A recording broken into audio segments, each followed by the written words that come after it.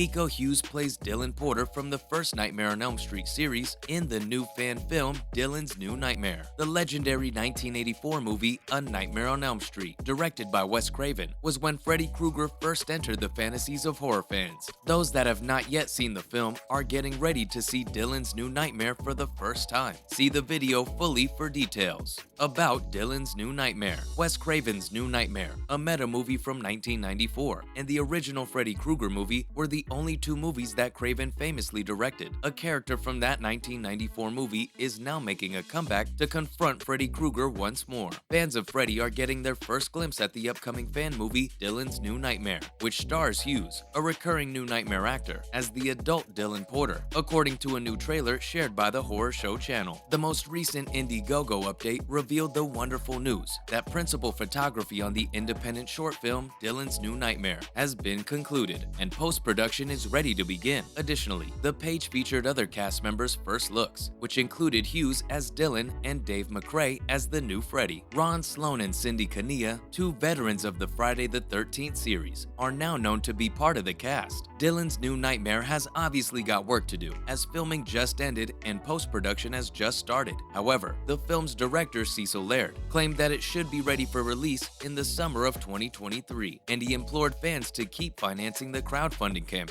What the future holds for Nightmare on Elm Street's franchise. Naturally, the incredibly corny 2003 horror villain crossover film Freddy vs. Jason marked the end of Englund's tenure as Freddy Krueger. However, Jackie Earle Haley would subsequently reprise the role of Freddy in the 2010 Nightmare on Elm Street revival, bringing the figure back. The series is currently in limbo after another planned reboot fell through, and the rights reverted to Wes Craven's estate, which is reportedly looking into a potential TV series revival, with Englund once again playing Krueger. Unfortunately, that reboot did not live up to the classic status of the original films. As the recent fresh run of Halloween movies demonstrated, there is unquestionably still a sizable demand for reboots of iconic horror series starring outstanding 80s stars of the genre. Regrettably, it is much simpler to bring back the mask killer Michael Myers than it is to bring back the maskless, enigmatic Freddy. For the time being, Nightmare is still alive, owing to fan films like Dylan's New Nightmare. The 2010 revival did demonstrate how impossible it is to fill Englund's enormous shoes. But whether Hollywood will ever dare to bring Freddy Krueger back for a legitimate Nightmare on Elm Street reboot remains to be seen. It still feels significant in the present that Wes Craven created Freddy Krueger and the Nightmare on Elm Street films. One of the most recognizable slasher killers in horror film history is the charred figure with the lethal glove. This is a franchise whose narrative integrity has always been upheld. Freddy's malevolence is always substantial enough to feed the subconscious, and it's how he has an unpleasant agency in people's minds, so there isn't any experimentation with the foundations of evil and psychosis here, like there was in Halloween. There was humor, but it was obvious why Freddy was grinning and laughing. He stood for unadulterated evil. Even though Robert Englund played Freddy nearly exclusively, the series lasted for more than 25 years, so that one might have different memories of it. There are many reasons why the Nightmare on Elm Street universe should be discussed in discussions about horror worldwide, from Freddy's extremely inventive killings to a satisfying cinematic relationship with another horror classic that arose one day. But in the end, Freddy's glove couldn't hold one as tightly as those rewatches did, which rendered Freddy's presence impossible to ignore. He still holds us in his clutches years after we first saw him. The franchise run of A Nightmare on Elm Street is rather straightforward. You can't miss the appropriate path to enter the nightmare and probably never escape in chronological order resembling the release date. Even if some of those titles will probably make you want to forget them, we've provided a strategy for you to follow to obtain as much Freddy as you could desire. Now, on to the movies from Nightmare on Elm Street in chronological order. First up is A Nightmare on Elm Street, released in 1984. In the first movie of the series, A Nightmare on Elm Street, Wes Craven alluded to the decay of suburbia through a string of eerie fatalities, which involved teenagers who fell asleep and never woke up. A teen girl then entered survival mode as she confronted her parents' secret grudge, and the nightmare monster that resulted from it. Additionally, it was Johnny Depp's first movie role before becoming well known, followed by A Nightmare on Elm Street 2, Freddy's Revenge, released in 1985. In this movie, Freddy exacted revenge on a young boy whose only transgression was to be an underdog with suppressed emotions, 1 year after he was first seen on the big screen. Although the sequel to A Nightmare on Elm Street, Freddy's Revenge, wasn't a huge success, its cult following has continued to grow ever since. This This is the one where Freddy interrupted a pool party and it had a notoriously spooky beginning and end. Then, A Nightmare on Elm Street 3 Dream Warriors was released in 1987. In A Nightmare on Elm Street 3 Dream Warriors, Craven returns as a scriptwriter, and Nancy, the protagonist from the previous film, makes an appearance to mentor youths. Freddy began to appear in their nightmares while living in a mental facility. Next up, A Nightmare on Elm Street 4 The Dream Master, released in 1988. The one with the difficult-to-justify plot is A Nightmare on Elm Street 4, where Freddy returned and haunted teenagers for no apparent reason. Regardless, it also featured one of the franchise's best sequences, in which the leads were caught in a time loop while Freddy pursued them. Then, we have A Nightmare on Elm Street 5 The Dream Child, which was released in 1989. A Nightmare on Elm Street 5 was where the series began to wane. It was never effective to have included a child in the plot, and Freddy's humorous tone was intrusive. In this one, Freddy haunts a newborn before it's even born, and there are some effective asylum sequences.